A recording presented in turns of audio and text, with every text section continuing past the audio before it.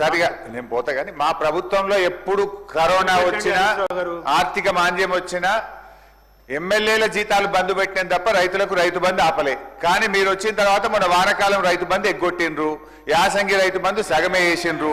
సబ్జెక్టులు పోతే చాలా ఉంది కానీ నేను సరే దాంట్లోకి బోదలుచుకోలేదు. నాకు స్పీకర్ గారు ఆర్టీసీ మీద మాట్లాడమని టైం ఇచ్చారు.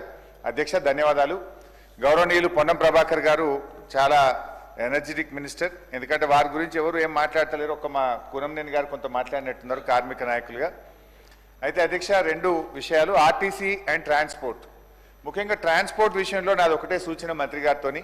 కొంత కాలుష్యకారక వాహనాలు సిటీలో పెరుగుతూ ఉన్నాయి. దాన్ని తగ్గించడానికి కొంచెం ఆ టెస్ట్ చేయడము, ఆ కాలుష్యాన్ని నియంత్రణ చేయడానికి, అంటే కొన్ని వాహనాలు మనం రోడ్డు మీద ప్రయాణిస్తుంటే చాలా దట్టమైనటువంటి పొగ వస్తున్నటువంటి వాహనాలు, అవి ప్రైవేట్ వాహనాలు కావచ్చు, ప్రభుత్వ వాహనాలు కూడా కనబడతా ఉన్నాయి.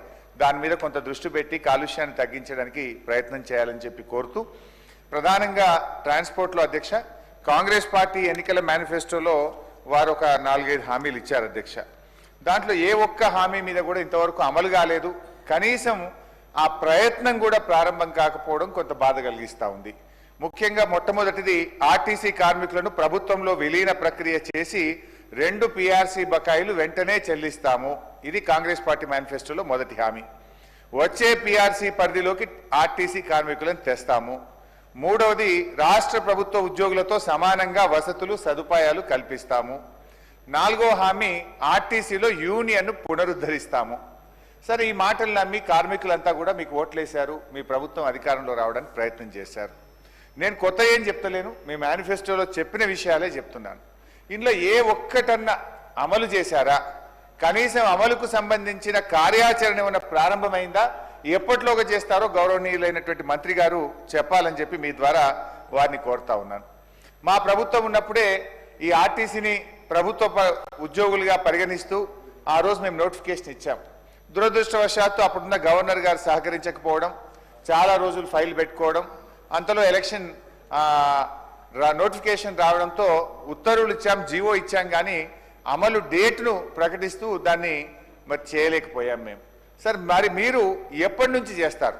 ఒక ఖచ్చితమైన డేట్ను, ఎందుకంటే ఆ రోజు నిర్ణయం అయిపోయింది, అసెంబ్లీలో బిల్లు కూడా పాస్ అయింది, గవర్నర్ ఆమోదం కూడా తెలిపింది.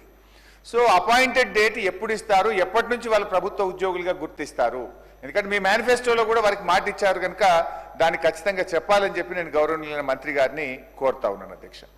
ఇకపోతే అధ్యక్ష, PRC పరిధిలోకి కార్మికులను తెస్తామన్నారు. దానిపైన ఏమైనా నిర్ణయం తీసుకున్నారా? ఎప్పట్లోకి చేస్తారో చెప్పండి. తర్వాత ఆర్టీసీలో చనిపోయినటువంటి కార్మికులకు వాళ్ళ పిల్లలకు ఉద్యోగాలు ఇచ్చేటువంటి అవకాశం గతంలో లేదు. మా ప్రభుత్వం వచ్చిన తర్వాత వాళ్ళ పిల్లలకు ఉద్యోగాలు ఇస్తూ కారుణ్య నియామకాలు చేపట్టాం. అయితే కాంగ్రెస్ ప్రభుత్వం వచ్చిన తర్వాత ఆ కారుణ్య నియామకాలను ఏం చేసిందంటే 3 ఏళ్ల పాటు వాళ్ళు ట్రైనీగా పనిచేయాలని చెప్పి నిర్ణయం తీసుకున్నారు. ఆ రోజు మేమేమో ఈ ట్రైనీ అనేటువంటిది వద్దు, కన్సాలిడేటెడ్ పే వద్దు, మొదటి రోజే పర్మనెంట్ ఉద్యోగాలని ఇవ్వాలని చెప్పి బీఆర్ఎస్ ప్రభుత్వం నిర్ణయం తీసుకుంటే వాళ్ళని 3 ఏళ్ల పాటు వెట్టి చాకరీ చేసుకునే విధంగా ఆ కార్మికుల పిల్లల్ని ఈరోజు ట్రైనీగా కన్సాలిడేటెడ్ పే మీద చేయిస్తా ఉన్నారు. దయచేసి దాన్ని పునఃపరిశీలించి వారందరినీ కూడా పర్మనెంట్ చేయాలని చెప్పి మీ ద్వారా గౌరవనీయులైన మంత్రి గారిని మేము కోరుతా ఉన్నాం అధ్యక్ష. ఇకపోతే అధ్యక్ష, ఆధునీకరణ అని చెప్పి ఈ మధ్య ఎలక్ట్రిక్ బస్సులు తెస్తా ఉన్నారు, మంచిదే. కానీ ఆధునీకరణ పేరిట మొత్తం ప్రైవేటీకరణ జరుగుతూ ఉంది. ఒక్కొక్క డిపోను పూర్తిగా ప్రైవేట్ కంపెనీలకు అప్పచెప్తా ఉన్నారు. హైదరాబాద్లో అప్పచెప్పారు, కరీంనగర్లో ఒక డిపోనిచ్చారు, ఇంకా వరంగల్లో ఇస్తున్నట్టుగా ఆన్సర్లు చెప్తే కానీ ఒక రాంగ్ ప్రచారం.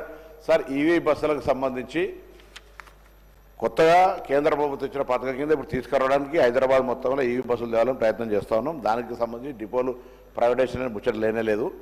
అయితే ఇప్పుడు ఈ కరీంనగర్ కావచ్చు, లేకపోతే హన్మకొండ, లేకపోతే హైదరాబాద్ డిపోలకు సంబంధించి ఎలక్ట్రిసిటీ బస్సులకు, ఈవీ బస్సులకు సంబంధించినప్పుడు ఛార్జింగ్ పాయింట్స్ని ఏర్పాటు చేస్తూ ఉన్నాయి.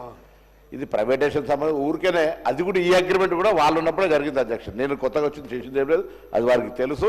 జస్ట్ వారు మరి రాంగ్ అప్రహెన్షన్ క్రియేట్ చేద్దని చెప్తారు గౌరవ సీనియర్ సభ్యులు. అంటే ఒక్కొక్క డిపోను పూర్తిగా ప్రైవేట్ వాళ్ళకి అప్పచెప్తూ ఈ మధ్య మీరు ఇస్తున్నారు. సో దానివల్ల కార్మికుల్లో కొంత ఆందోళన ఉన్నది. అంటే ఇట్లా మొత్తం అన్ని డిపోలు పోతాయా అనే ఒక ఆందోళన. ఇప్పుడు హైదరాబాద్లో డిపోలు అప్పచెప్పిన తర్వాత హైదరాబాద్లో పనిచేస్తున్న కార్మికుల్ని జిల్లాల్లోకి ట్రాన్స్ఫర్ చేస్తున్నారు. వాళ్ళ పిల్లలు ఇక్కడ చదువుకుంటుంటారు, మళ్ళీ సడన్గా జిల్లాల్లో పోయి పనిచేయాలంటే వాళ్ళకు కూడా ఇబ్బంది అవుతుంది, ఫ్యామిలీ మొత్తం షిఫ్ట్ చేయాలంటే ఇబ్బంది అవుతుంది. దయచేసి కార్మికులకు ఇబ్బంది కాకుండా డిపోలు ప్రైవేట్ పరం చేయకుండా ఆలోచించాలని చెప్పి నేను వారికి కోరుతా ఉన్నాను అధ్యక్ష. మహాలక్ష్మి పథకం పెట్టారు, చాలా సంతోషం, దాన్ని మేము ఆహ్వానిస్తున్నాం, అభినందిస్తూ ఉన్నాం, దాంట్లో రెండో అభిప్రాయం ఏం లేదు. అయితే నాది ఒకటే రిక్వెస్ట్, మహాలక్ష్మి కింద గౌరవ మంత్రి గారు స్పష్టంగా చెప్పాలని కోరుతున్నా. ప్రతి నెల ఎంత చెల్లించాలి, ఇప్పటి వరకు ఎంత చెల్లించారు, ఇంకా ఎంత రాష్ట్ర ప్రభుత్వం ఆర్టీసీకి బకాయి పడి ఉంది. నాకు తెలిసి దాదాపు 1000 కోట్లకు పైగా రాష్ట్ర ప్రభుత్వం ఆర్టీసీకి ఇవ్వలేదు. ఇవ్వకపోవడం వల్ల ప్రతి నెల కూడా ఆర్టీసీ కార్మికులకు జీతభత్యాల విషయంలో చాలా ఇబ్బంది జరుగుతూ ఉంది. ఆ విషయాలు ఎంత ఇచ్చారు, ఏ నెలలో ఎంత ఇచ్చారు, ఇంకెంత బకాయి ఉంది, స్పష్టంగా మంత్రి గారు చెప్పాలని చెప్పి మేము కోరుతా ఉన్నాం అధ్యక్ష.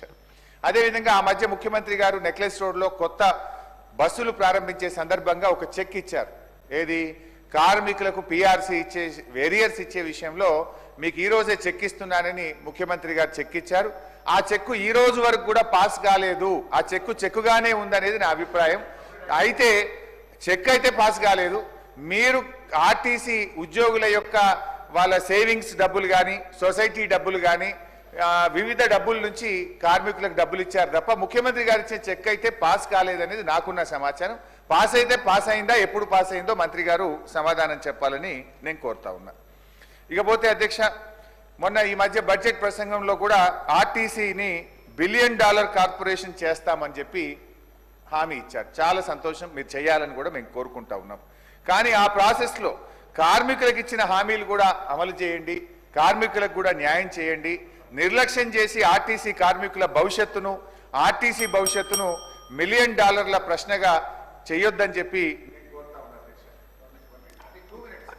టూ మినిట్స్ పొన్నమన్న బాధపడతారు సార్, ఎవరు మాట్లాడలేదు sir. Just 2 minutes sir, just 2 minutes sir. ఇకపోతే అధ్యక్ష, బస్సులు సరే, మహాలక్ష్మి వచ్చిన తర్వాత ట్రాఫిక్ పెరిగింది, ఓఆర్ పెరిగింది, కానీ విద్యార్థులకు చాలా ఇబ్బంది అవుతా ఉంది. విద్యార్థులకు ప్రయాణికుల సంఖ్య అనుగుణంగా కొత్త బస్సులు పెంచండి. ఫుట్బోర్డ్ చేస్తా ఉన్నారు, బస్సు పైన ఎక్కి ప్రయాణం చేస్తా ఉన్నారు. మీరు కొంచెం ఆలోచించి కొత్త బస్సులు కొనే విధంగా, బస్సుల సంఖ్య పెంచే విధంగా ప్రయత్నం చేయండి. గతంలో బీఆర్ఎస్ ప్రభుత్వం ఉన్నప్పుడు కూడా ఏడాదికి 1500 కోట్ల రూపాయలు బడ్జెట్లో పెట్టి గ్రాంట్గా ఆర్టీసీకి ఇచ్చేవాళ్ళం. ఆర్టీసీని కాపాడాలని ఎవ్రీ ఇయర్ 1500 crores పెట్టి గ్రాంట్గా మేము ఇవ్వడం జరిగింది. అట్లే దివ్యాంగులు, విద్యార్థులు, జర్నలిస్టులు, ఉద్యోగులకు ఇచ్చే రాయితీ కూడా ప్రభుత్వం నుంచి